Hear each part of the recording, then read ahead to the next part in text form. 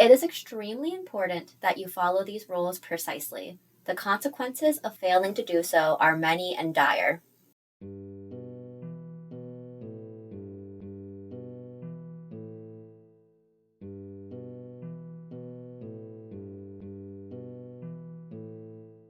What an opening to a letter. This was certainly not what you expected to find while helping your family clean out your grandmother's possessions.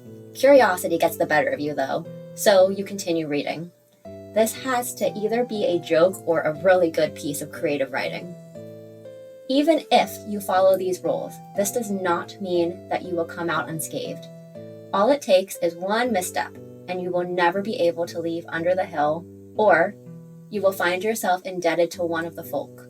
I strongly caution you against even going there, but I know I cannot stop you if your mind is already made up. So please heed these rules. Under the hill and the folk, there is no way this letter is discussing what you think it is.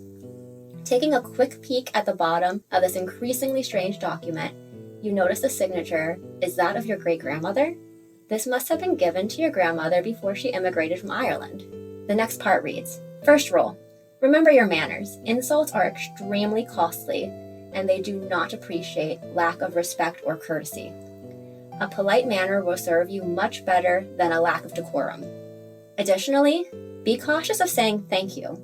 This response is seen as meaningless and lacking authenticity. Avoid it at all costs. Second rule, names are important. Do not give out your full name and do not expect to be given a full name by any of their members. Asking for such is considered an insult and will mark you as one who does not know their roles. This makes you much more vulnerable. You continue reading the rest of the rules. Third rule, be cautious of your surroundings and discern what grouping they fall into. Remember, the folk have abilities that transcend our own. You cannot always believe what your senses tell you. Additionally, do not join a dance or follow the music, regardless how enticingly it pulls at you. Once you start dancing, there is a possibility that you may never leave. Fourth rule, while it is true the folk cannot lie, do not expect to hear full truths. They are terrifyingly adept at weaving figments of truth. Often they speak in riddles and half-truths. However, lying certainly will not benefit you either. Be mindful and intentional like them when choosing your words.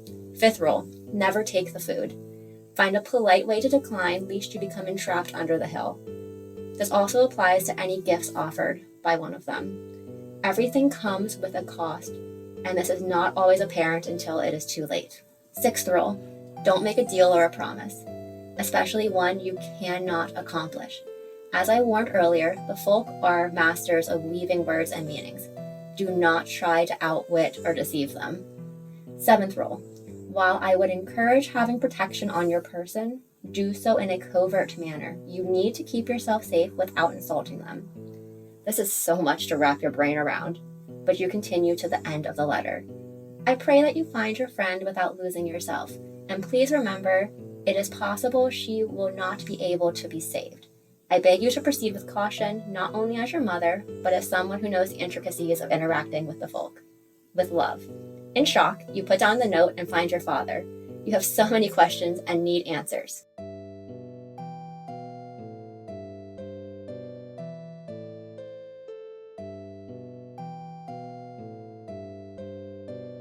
I'm Bree. And I'm Christiana. Never take food from strangers, and don't forget your manners, because you're about to hear something strange.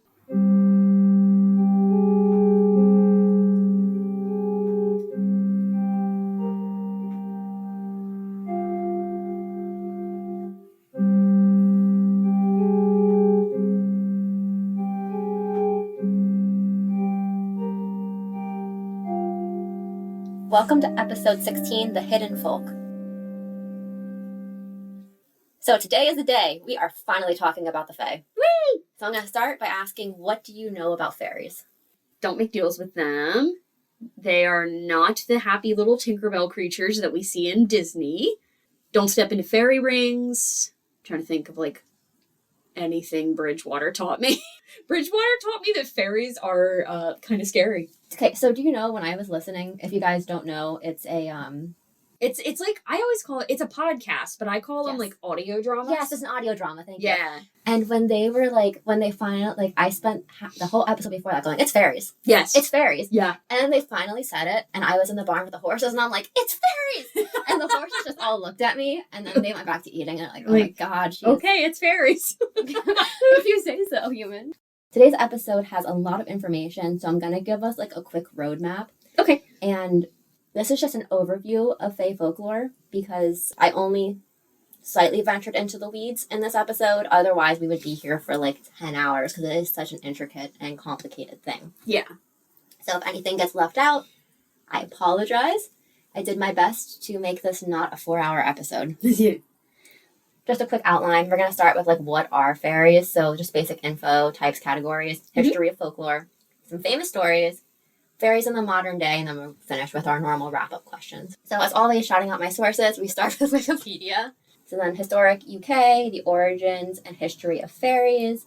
There was a really long BBC Radio 4 In Our Time Fairies episode, and I listened to about half of it. Oh, cool. There was an Encyclopedia Britannica article entitled Faerie. Fairy. Just fairy. Wilderness Ireland, Irish folklore, myths and legends of fairies.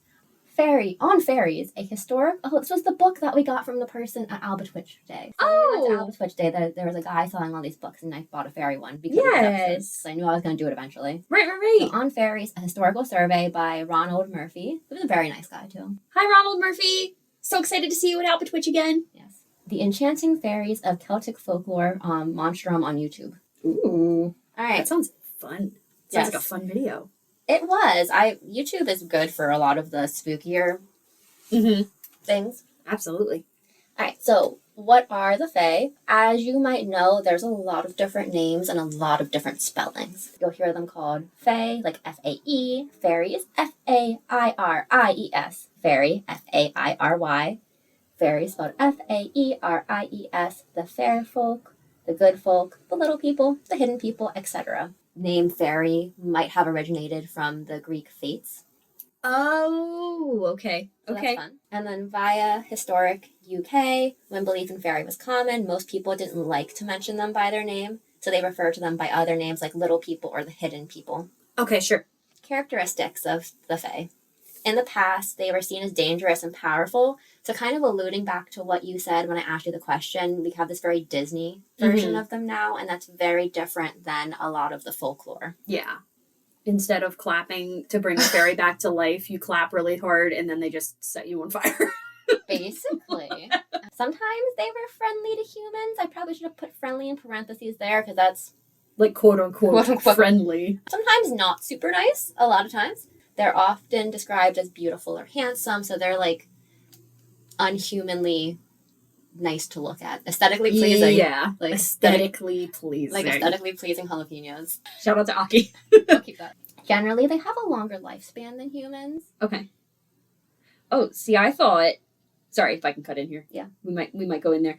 But I thought they were considered immortal. I think it depends on the mythology, but they're like not unkillable immortal. Okay, right. According to some mythology, they have no soul and at death simply perish, to quote the Britannica article, which is sad. That is sad. It just makes me think of the vampires in Buffy. Oh, yeah, they just go poof.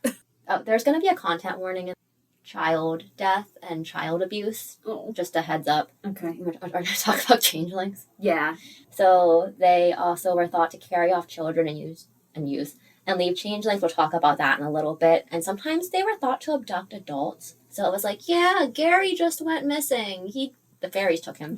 Yeah. You also, another abduction thing, if you eat or drink fairy food, you're stuck in a lot of mythologies. Okay. Like if you take their food, take their wine or whatever else, you're going to be living there forever. There is this connection to life, death, and birth. So you'll see when we get into some of like the where did fairies come from stuff. Mm-hmm. There is the idea that maybe they are spirits of deceased. And the connection to birth is probably one of the strongest ones because when we get into changelings, we'll talk a little bit more about that. Okay. Sudden deaths were also attributed to people being taken by the fairies and leaving wooden corpses. Fairies are also sometimes thought to steal household objects. and they can use magic to alter or hide their appearance or like use a glamour, right? Okay. So the thing with this is they look a lot like humans when they do this, but there's always something that's just slightly off. This is a common denominator with some other stuff, like with jinn as well in the Middle East, right? Okay. Jinn, J-I-N. D-J-I-N. Well, it's D-J-I-N. Yeah, there's different ways to spell it, but... Right. Just to clarify, we're not talking about the alcohol. Oh, yeah, not alcohol. No, like, the Arabic folklore, like, they're also in the Quran. Oh. Yeah. Oh, I didn't know that. Yeah. Interesting. Okay. I can't remember what podcast it was. If it was like, I don't know, I listened to a lot of spooky stuff.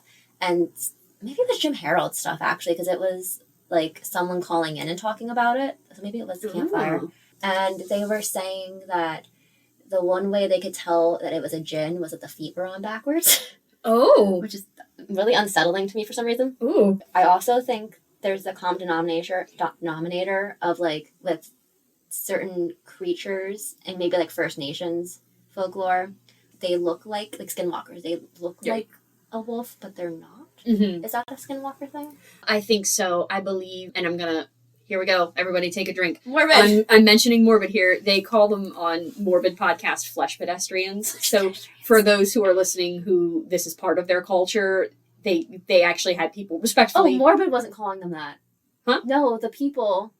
No. Morbid started calling skinwalkers flesh pedestrians. Oh. Because they had people writing in that were from like tribes that this is part of their culture that would like get kind of freaked out listening to it. And they were trying to attract them. Yeah, so they were calling them flesh pedestrians, and I love it. So Ash and Elena, if I can steal that, love you guys. my close personal friends, Ash and Elena. Yeah, like the First Nations folklore, like they, from what I like Skinwalker Ranch, right? It's like this is a really weird big dog, but it looks like a dog, but it's not. Yeah, there was a story I think on the family were out, I think fixing a fence row or something like that. And a massive wolf walked up to them. That's what I was thinking about. And it was like friendly, and they pet it and everything, and it was just, and I think if I remember the story correctly, they almost felt like they were in a trance. Yes, I do remember. Okay. They broke out of it because the thing attacked a calf. Oh no. I think, don't quote me, friends. I think it like attacked one of the calves, and they were like, "Oh no, that's our living! Don't do that!" So they started shooting at it. Yes. And it just like looked at them and was like, just walked away. Just peaced out. Didn't touch it. It like the bullets didn't touch it, or like didn't hurt it at all. On the animal tract, right? Sometimes they have the ability to look like animals. So horses is one, but also deer. And I was going to ask you if you know about not deer, but I know you do because I know you listened to that episode. I'm referring to a Believe in the Bizarre episode about not deer. Because I was like, oh, this is going to come up, but you should know what I'm talking about. Yeah. And I've heard that. I think that was another Morbid listener tale episode. Okay. Yeah. It wasn't like, they didn't do like an episode about it, but they had a listener tales episode where someone wrote in about this non-deer. Or something like that. I can't remember. It was a while ago. So it looks like a deer, but something's wrong. Something's wrong with it. Yeah. It's not quite right. It's not quite a deer. Okay. Yeah. It's Alistair. It's Alistair. Oh my god. Is it a not deer or is it Alistair? Is it a radio demon? Amir Talai, chime in. Is Alistair a not deer? I'm gonna say he is. Alistair is a not deer. Okay. Anna, anyone who hates Has Been Hotel has left the episode. This is gonna be long. They've probably left the podcast at this point. That is true. You know that. That's fine. It's all right. Back to fairies. Lost time or time working differently is attributed to them, especially in like the fairy lands, quote unquote. We'll get into that. Okay. And around sites connected to them. Okay. Generally, they're described as having human-like appearances and possessing magical powers. Size can vary from tiny to human size to much bigger. Okay. Just depending. And then the fairy ring connection. So you mentioned this earlier. Do you want to... So fairy rings, I think there's other versions of them, but the one that you see really commonly is circles of mushrooms, and you don't want to step inside them because you can get transported into a fae realm. Wouldn't that be a cool live stream? Oh, that would be us just stepping into a fairy ring. No, and going somewhere.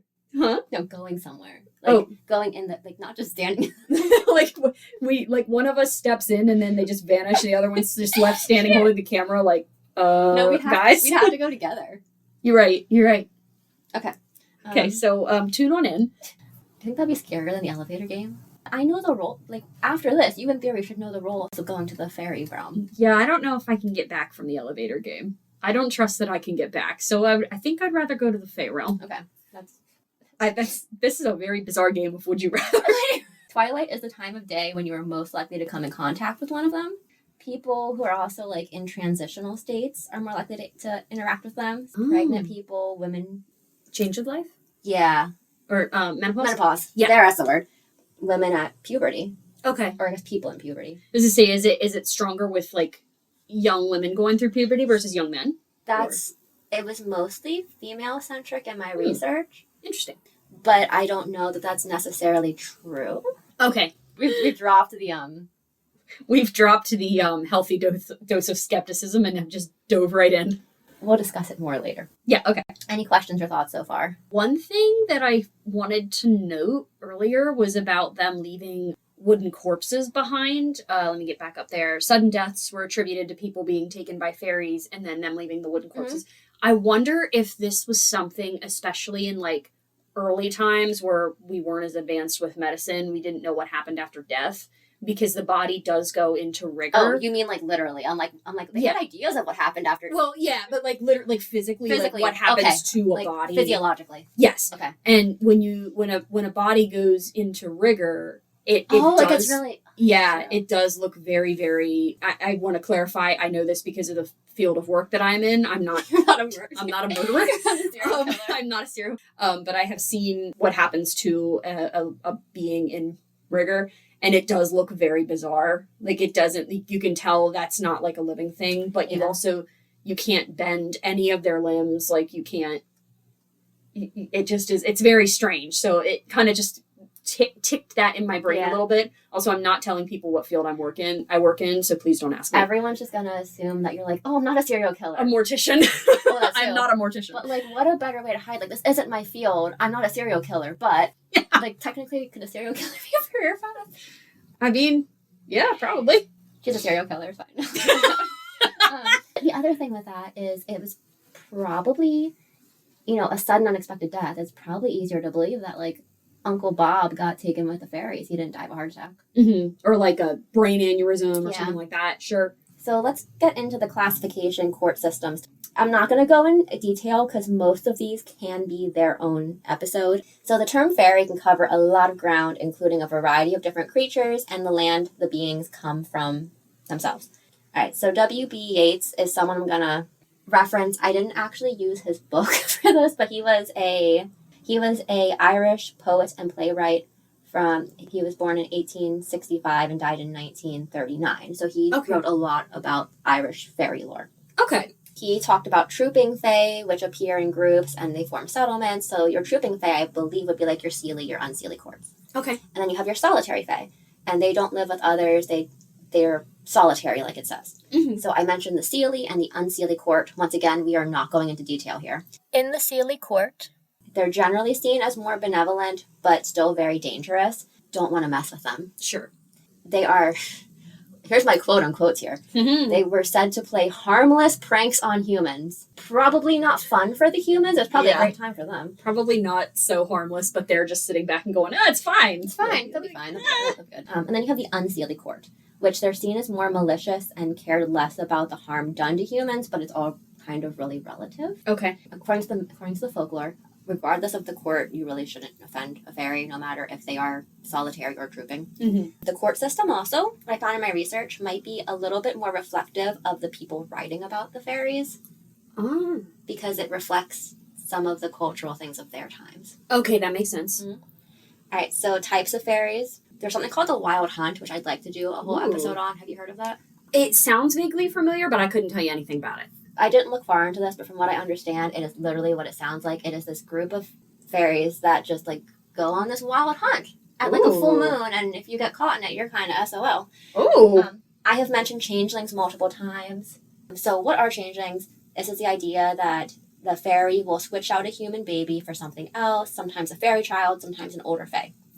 This might be related to children passing away or getting illnesses in older times when they didn't quite know how to describe it, so they said it was the fairies. Sure. Illnesses, can I ask, like, illnesses such as like mental health disorders that would, or like physical illnesses? I'm talking more physical. So like, these are usually, from my understanding, if I'm wrong, I apologize. By this, from my understanding, it's more like either maybe a child was born with like a physical disability. Okay. Or they died very unexpectedly, like maybe like SIDS or something. It was thought that fairies longed for human babies since it's very difficult for them to conceive. Mm-hmm. So these changeling babies look similar to human babies, or they can look a lot different. I had sources say both. Okay, sure. Or they'll think this baby's a changeling because it has some kind of physical disability. Yeah. I mean, and I guess especially considering some of the time periods where this was very prevalent, it kind of, and I'm not agreeing with it, I'm not saying it's okay, it kind of makes sense, again, referencing, like, we as people come up with reasons to explain things. So, say a child is born with a cleft palate or something like that. Oh, well, that doesn't look like a typical human, so it must be a changeling. Yeah. And remember, like, these were times when people were still thinking certain physical and mental health issues were demons. Yeah. Like, I'm not putting anyone down for believing that at those times. We didn't know. Humans didn't know. No, so they did what humans do very well, and we tried to figure out what it is. Mm-hmm. There were some tests for seeing if a child was a fairy. This is a child abuse trigger, so if this isn't going to be triggering for you, please go forward. Once again, I'm not going into detail here. As soon as you said test, I got nervous. Some of these aren't bad. Like the first one is just kind of off the walls. Boil water in an eggshell, and the changeling can't stop itself from talking about how strange it is. It would reveal itself by talking in an adult way. That one, I mean, that is not the child abuse warning. It's the next one. I just want to, okay. I just want to say, if I came in the room and saw someone with an eggshell over a fire boiling water, I'd be like, what the hell are you doing? Me as a 5-year-old, what the hell are you doing? I know, right? Like, now we have the trigger warning one. So setting the changeling on fire. Don't do that. That's gonna do damage, no matter if it's human or fairy. And then this other one is like, leaving the changeling in the forest in time for the candle to burn down, for the fairies to return the baby. So, do they light a candle and then take the supposed changeling out, and then by the time the candle is like burnt itself out, the fae has returned the child? Yeah. Oh. That's how I understood it, but like depending on what time of year that is. That's awful, yeah. All right, so let's talk about types of fairies. More types of fairies. Okay. So banshees are one. These are connected to families. They're a harbinger of death. Ooh. Harbinger. Mm-hmm. Harbinger of death. We both did that. Pixies.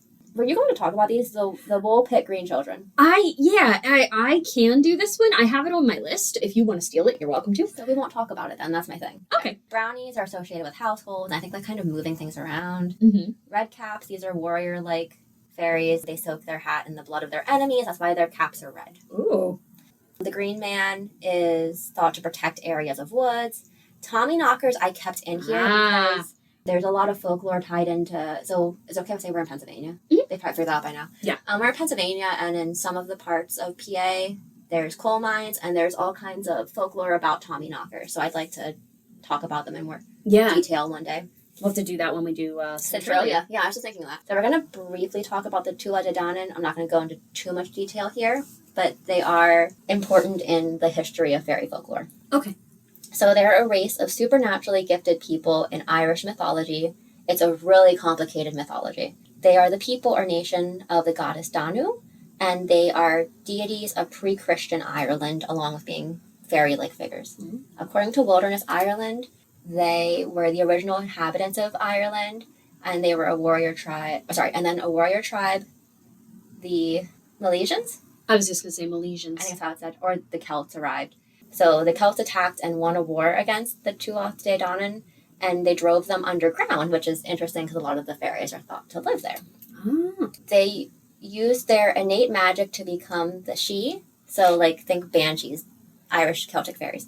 And they're known as fairies, little people, all those things. So, this is kind of saying that they evolved. Okay, sure. For lack of a better word into that. The wee folk. Wee folk. They're associated with the following other worlds: Magmel, the pleasant plain; Amain, Ablach, the place of apples. That is where the Albatwitch... That's where they came from, those little boogers. If you don't know what we're talking about, listen to the first episode. See episode 1. I'm going to join them. And Tir na Nog, we just need to find the right mushroom circle. So Tir na Nog, the land of youth. According to, we're back to our friend Yeats, the Tua De Danann, so they were once kind of Christianity got in and like Christianized everything. Mm-hmm. They made a lot of the ancient deities, demons or angelic or something like that. Mm-hmm. So the Fae kind of fell in between. Oh. These were trooping fairies that were fallen angels. They weren't good enough to be saved, but not evil enough to be thrown into the lake of fire with the demons. Sorry, I just heard what you wrote to. Yeet! Not evil enough to be yeeted into the lake of fire. They were warrior, gods, shapeshifters. They basically did what they want, and they were good at everything. Possibly immortal. And they were conquered by Christianity. I'm sorry. Again, I saw good at every fucking thing. Okay. Functioning. The me that writes this at 1 o'clock in the morning is different than the me that writes this at 5 o'clock at night. Yeah, I feel that. So this is an interesting little tidbit about them, and it does tie into later folklore. They would, when the Tua De Danann were angered, they would withhold resources like milk and food, right? Ooh. So then the people would have to sacrifice for getting the milk back. Okay. The whole, like, having to give sacrifices, having to give gifts, having to give food, does that remind you of anything in current folklore for fairies? Current fairy folklore. I mean, not specifically fairy, I don't think. I'm trying to think, but it's not working. You're good. Leaving out milk for the fae is something that people do. Mm-hmm. It's like they might leave out milk. The fairies will, like, sour the milk. Oh, okay. I just thought of the tooth fairy, which... Oh my goodness! Do not give the fae your body parts. Don't do that. Even if they give you... I wonder what the going rate for the tooth fairy is now. I don't know. It was like a quarter when I was little. I know. Well, I have a coworker who I think gave their child like $2. I was like 25 cents. Yeah. The thought of putting milk out. I just thought of like attracting stray cats and like, are cats fairies? Are cats fairies? Maybe. Maybe they might be. So we're going to talk about the Ishi, which is a Irish supernatural race. They're comparable to fairies or elves. They're said to be either ancestors, spirits of nature, or god or goddesses. They were driven out by invading humans. The banshees kind of fall into this. Oh, okay. Also sometimes described as ghosts. Maybe what the Tua De Danann turned into, called she a lot, and they morphed into the different types of fae. Fairy islands and lands. These are thought to be other worlds. They're idyllic mirror versions of our own. Mm-hmm. So some of these you might have heard of, depending on how well-versed you are in mythology, if you're a nerd like I am. So Avalon. This apparently means the Isle of Apples. Ooh. Anwin. This is an other world in Welsh mythology ruled by Arsenal or Gwen of the King Arthur legends. Oh. It's a world of delight and eternal youth without disease, and food is ever abundant. Very cool. Yeah. Tir na Nog. I can say that without a translation. Tir na Nog. Tir na Nog, because that is a restaurant in Baltimore. Oh. It's a pub in Baltimore. That's how I know how to say it. Oh, we should go. I think it's still there. Something strange field trip. Tir na Nog. They have some of the drinks named after the ships in the harbor. Oh, cool. Like the USS Constellation and that kind of stuff. Yeah. Oh, cool. So Okay. Tir na Nog is from Irish and Scottish folklore. It's the land of the young, paradise. It's a supernatural realm with everlasting youth, beauty, health, and abundance and joy. Could be reached by entering ancient burial mounds or caves or by going underwater across the sea. You can also go to another land across the sea called Magmel, which is the Plains of Honey. And then Hy-Brasil is a phantom island in the Atlantic west of Ireland, cloaked except for one day every 7 years when it becomes visible. You can see it, but you can't get there. Oh, that's cool. That's spooky. I love it, yes. Ooh. So how do you protect yourself from a fairy? Any ideas? I know they don't like iron. Yes. They do not like that. It burns them, right? I think so. Okay. So, yes, iron, right? Wearing clothes inside out, church bells, St. John's wort, a 4-leaf clover, like you said, iron, cold iron. Mm-hmm. Bells are kind of weird because in some, I'm guessing it has to be specifically church bells. Okay. In some cultures, and especially like more Sealy folklore, they have silver bells on their horses. Like they like the sound of bells could indicate them. Okay. Because fairies have horses apparently too. I mean, to be honest, horses could be fairies. Horses could. Ridiculous creatures. Did I ever tell you my theory that it's going to go for the end? Remind me about my gated horse theory. It's going to go at the end. Okay. Also, I say ridiculous creatures to clarify. We are both horsemen here. We love them. They are just to be ridiculous. clear, but they are ridiculous. All right, so we're going to now jump into, from the folklore, ideas on where the Fae came from. So before I read this, what do you think people in the past thought? Like, where did these beings, how did they come about? I mean, I tend to lean towards, like, they were just here and people discovered them. They were just the, like, original creatures of the earth. Just chilling. Yeah, like in the wood. Like, I think about people, like, entering into the woods and finding these creatures and these beings and being like, oh, well, they've always been here. Because the woods are kind of a liminal space. Yeah. Or, like, even this is another thought, out of, like, caves, too, potentially. Or, like... Trolls and stuff? Well, not even just that. This is kind of a weird, not tangent, like a weird story, but, like, I promise I'm going somewhere with it. When I went to Belize when we were in school, we took a tour of one of the caves down there that was actually the Mayans used it as a sacrificial cave, and there were skeletons in there, like thousands of years old. Yeah, it was, but it was so, and I still don't have, like, a good way to describe this, but it felt like the cave. It was like getting into it, in through the tunnels and everything was a little different. But once we were in that big cavern where ceremonies were held and whatnot, the best way I can describe it is it felt alive. Oh. I did not feel like I was in rock. It felt alive. It had this very, like, different feeling to it. And I could almost even picture that as, like, ancient, persons discovering these places and going, oh, this is not our planet. Like, I've stepped into another, because that's very much how it felt. A follow-up question for that then. Sure. Do you feel like it had that energy before and that's what drew the people to do the sacrifices there? Or do you think the energy was from the sacrifices? I almost feel like it would have had to have been before. Because, like, and this is another way that I describe it, is like, oh, like when I was standing in that space and just, like, feeling the air around me and everything, I was like, this is what makes people believe, among other things, there are deities in the world. And maybe, I don't know, but to me, it's like, that's how I would think, like, oh, they came into this place and been like, oh, this is a place of whatever deity they believed in is here. This is where we need to do these sacrifices and do these rituals. You know what I mean? Yeah.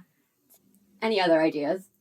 I don't think so. Those are my two, like, ones that come to knee-jerk reaction come to mind.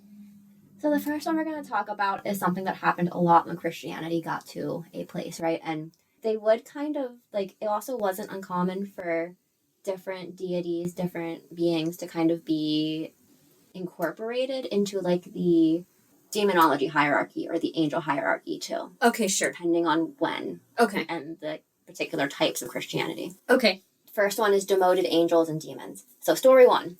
Angels revolted against heaven, and God ordered the gates to be shut. The angels in heaven stayed angels. The ones in hell became demons, and the ones caught in between became fairies. Ooh, okay.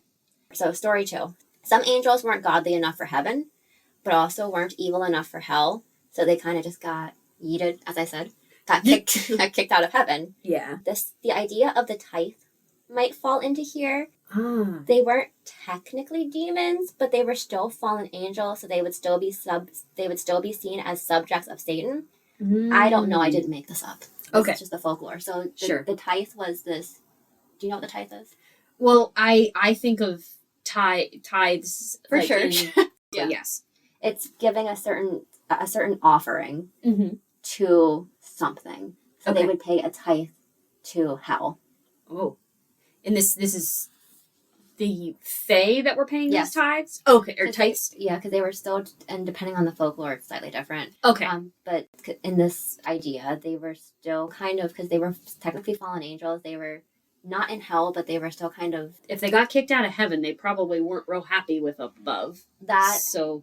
I wonder if it was almost like and I don't know, I'm just kind of thinking off of my head now. Yeah. It was almost like a territory of Satan. Like, it's like, okay, we get our demons in hell, right? Mm-hmm. And then we have these, like, outer territories that aren't quite part of hell. And I guess it kind of even makes sense, too. Like, some of these places where I picture Faerie, a lot of folklore coming from, Fae folklore, are probably, like, wild. Like, ancient Ireland and Scotland was probably very, I mean, still is, I think, to this day, in certain places, very rugged, could be very, very hard to live there. So I could see first people kind of being there, being like, man, this is a rough life. This must be XYZ. Well, and remember, this was later on, too. So this was, like, they were seen as, like, these other beings, and then Christianity came, and we're like, oh. All right, so then we're going to talk about 17th century beliefs of fairies. So that's 1600s, right?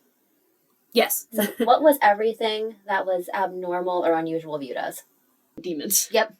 Witchcraft and demons. Yes, witchcraft and demons. Yep. This became more popular with the rise of Puritanism, and the Reformed Church of England. Dealing with the Fae was now considered witchcraft, but what wasn't? My own family and my ancient family tree. Also, maybe demoted pagan deities in some of the sources, possible spirits of the dead. So it could be a deceased person who was cut off before their time. So someone who died in battle, a woman who died in childbirth, a child who passed before they become baptized. Ooh. Wikipedia talked about the hidden people. And this, I'm going to read this quote because it's a little bit spicy. Okay. There is an outdated theory that Sometimes Wikipedia just throws shade. Yeah. There is an outdated theory that fairy folklore evolved from folk memories of a prehistoric race.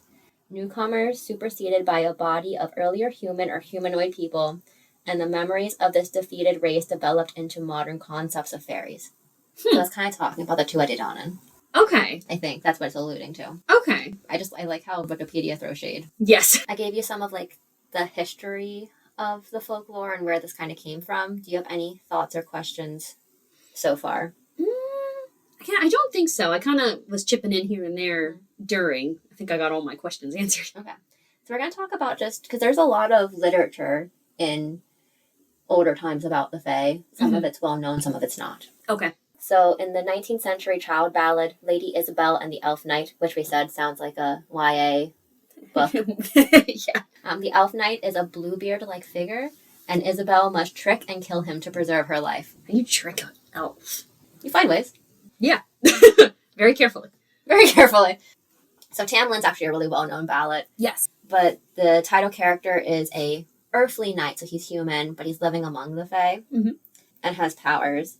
But he was worried that he was going to be given as the tithe that the Fae would pay to hell. Ooh. So I think his human lover, who I feel like her name was Janet, but that could be wrong. His human lover comes into play, and she basically saves him. Okay. This story is one I actually want to talk about in a future episode. Yes. There's a reason for it. I'll talk about it later. Okay. And it is not the Court of Thorns and Roses. That's not why. If you like that, no shade. I read them. So I know people like those books a lot, and I read all of them because I was like, if I bought them, I'm going to finish them. Yeah. If you like them, we love that for you. Yes. We support you in your endeavors. There's too much spicy scenes in them for me. Yeah. Anyways, we're gonna move on. Sir Orfeo tells how Sir Orfeo's wife was kidnapped by the king of Faerie, and only trickery and excellent harping ability, he was able to win her back. Oh. A Midsummer Night's Dream. Superior Shakespeare play. You know what? I will. This is a hot take. Romeo and Juliet is the worst Shakespeare play. Agreed. Okay. Not even a hot take. I remember reading this, and I'm like, I get that they are like 14 and 19, but like, it's like, guys, like, y'all need therapy. Don't take roofies from a priest was the joy of that. There was this YouTube series. Do you remember it called like Gay Best Friend? And he would talk about classical literature, and he was like, don't take roofies from a priest. So a lot of the King Arthur tales deal with the Fae.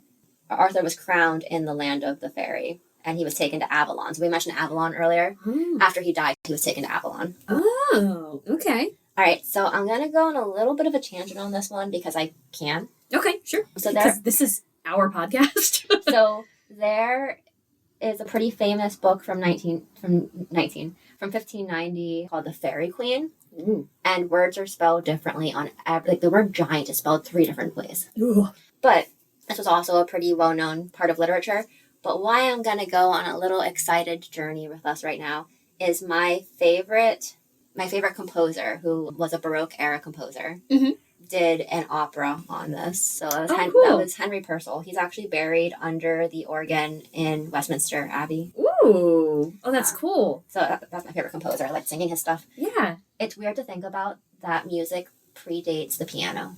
Yeah. Yeah. It would have been on like harpsichord or clavichord or orchestral instrumentation. So like a quartet. Yeah.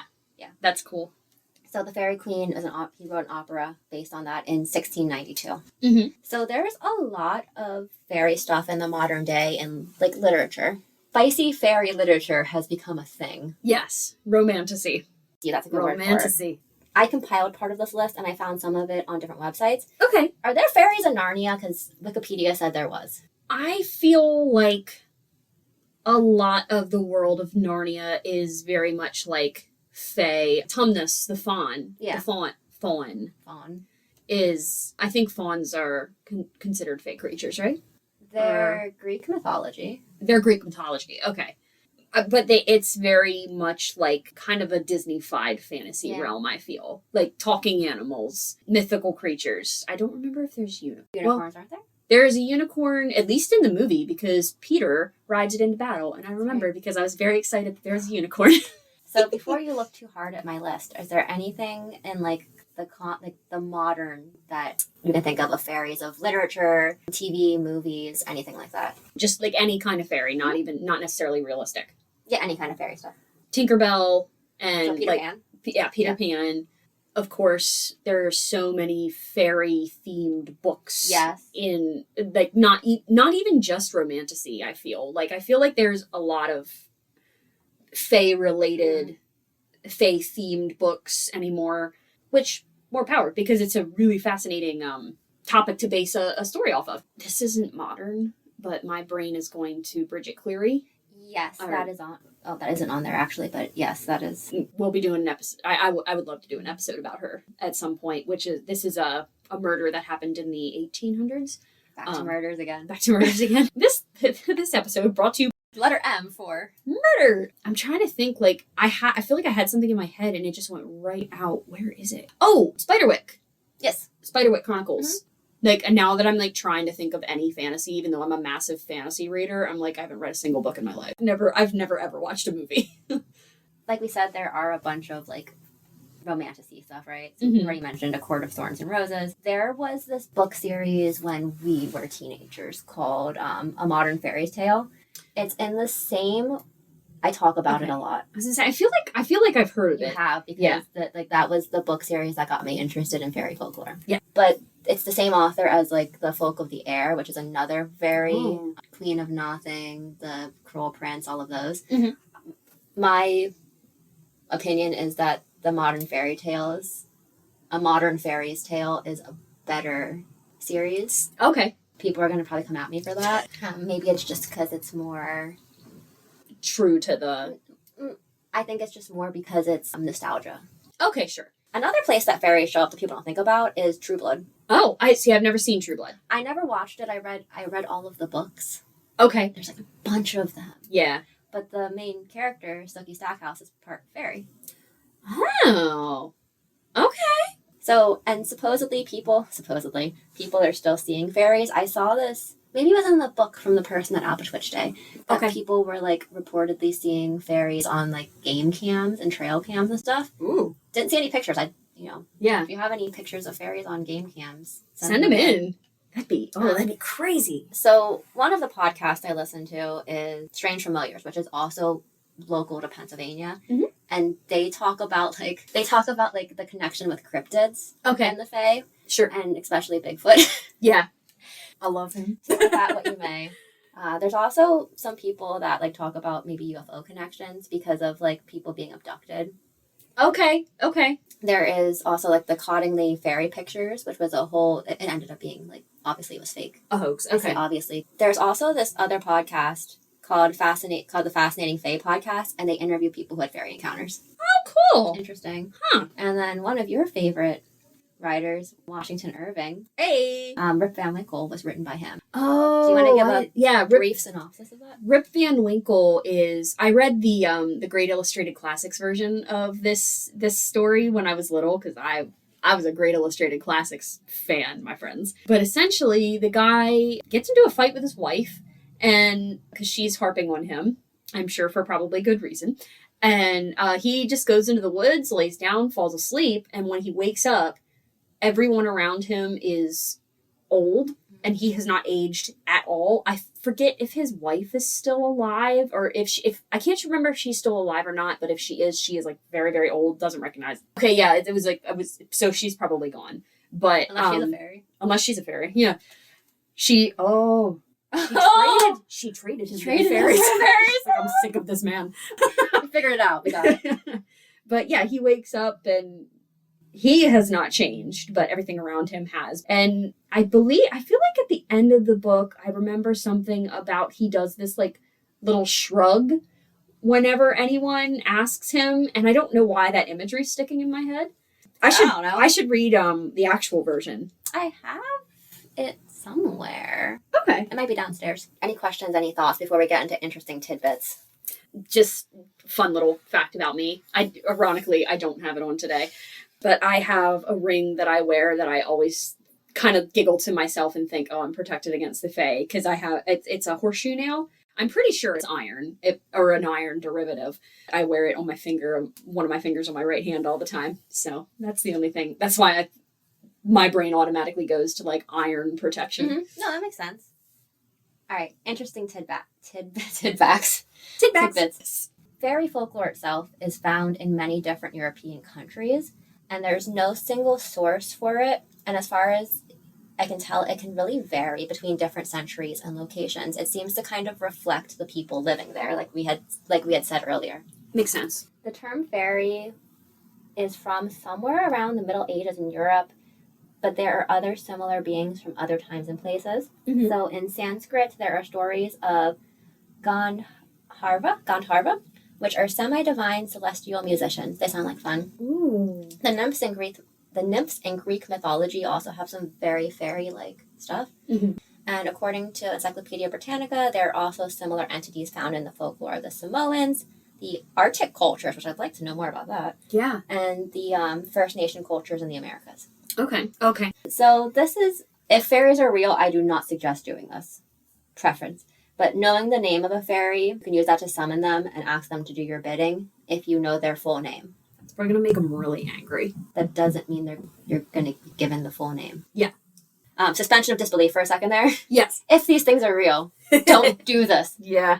I want to talk a little bit about fairy lock knots in hair. Yeah. So that is something that, as horse people, my horses get fairy knots in their hair all the time because of the kind of manes they have, and then it gets windy and it gets all kinds of like wrapped around itself. Yeah. They kind of look like not nicely done dreadlocks, we'll say. After the introduction of Christianity, in Scandinavian culture, trolls soon developed a hatred of church bells and the smell of Christians. Do you have any thoughts? I don't think so. This has been a very fun introduction. What drew you to this topic? I like fairies. I think it's a very interesting subject. I love folklore in general. Yeah. And one of my areas that I really honed in on when I was an undergrad and had my religious studies major was anthropology. Mm-hmm. And fairy folklore in general, but fairy folklore is such a interesting way to explain a lot of things. Sure. I also am my dad's mom, so paternal grandmother side, is from Ireland. Okay. So that kind of resonates. And I mean, my dad's paternal grandfather's family was Slavic from Poland, and that's its own ball of wax. So sure. Really interesting mythologies. Yeah.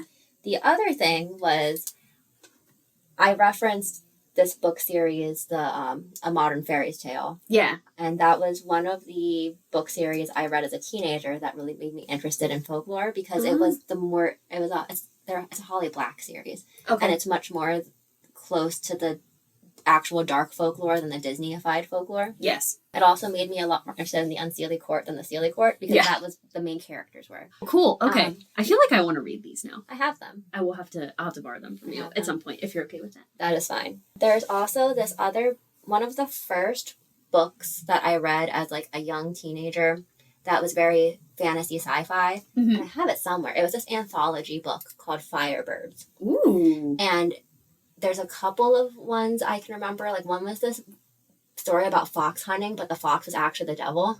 Ooh.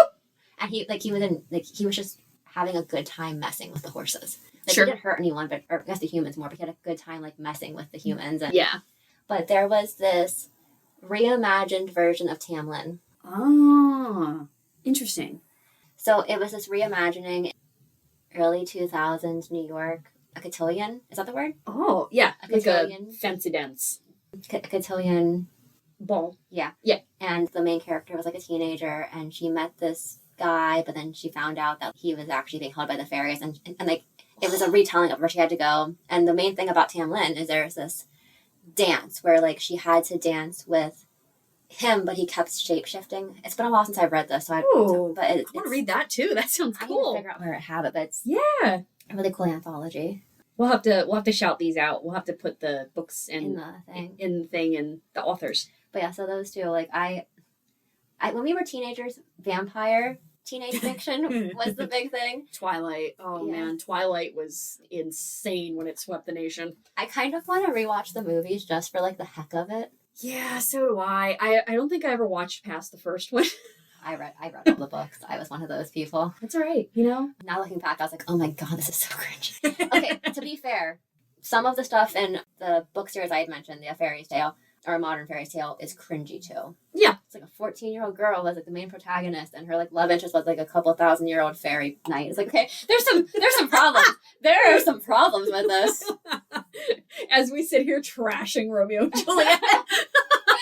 Looking back as an adult, and I'm like, You know, as a child, as young teens, you just let it wash over I you. think You're she like, was- yeah, it's great. I think she was 14. Let me double check this before I'm spreading lies. Correction, she was 16. But still. Still, yeah, that's, you That's know, still illegal? yeah.